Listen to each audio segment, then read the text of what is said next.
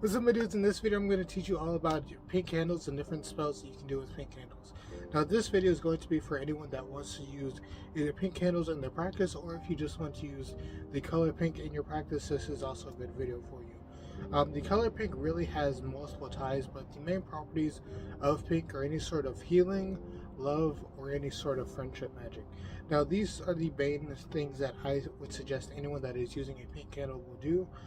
You can have it go into other properties also, but these are the main three that I suggest anyone to use. If you are going to be using the tea light candles like I am in these videos, I would suggest you get the ones that are a little bit smaller rather than the larger candles.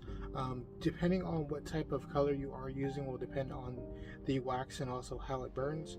I've noticed over the years that certain candles, depending on the color, they will burn differently. So if you are going to be using the tea light candles, these ones I got specifically from Dollar Tree, these candles don't really work well just as is. They kind of take a while to burn, and then the wax will usually suffocate the wick. So just keep that in mind if you are going to be using these candles. These are from Dollar Tree, and these aren't the best quality candles, but they are a start, and they're something that you can use if you're just a beginner. Also, because these are cheaper candles, this came in a pack of 6, I believe. Yeah, these came in a pack of 6, and that means that you can have 6 spells for $1.25. If you would like to, you can also get higher quality candles, which obviously the more candles you have, the more spells you can do. But if you are really trying to just practice your effort and practice what you're doing, I would suggest buying a lot of smaller candles. That will also just be a bit more financially more responsible than just getting a very expensive candle and putting all your energy into that when you're just starting.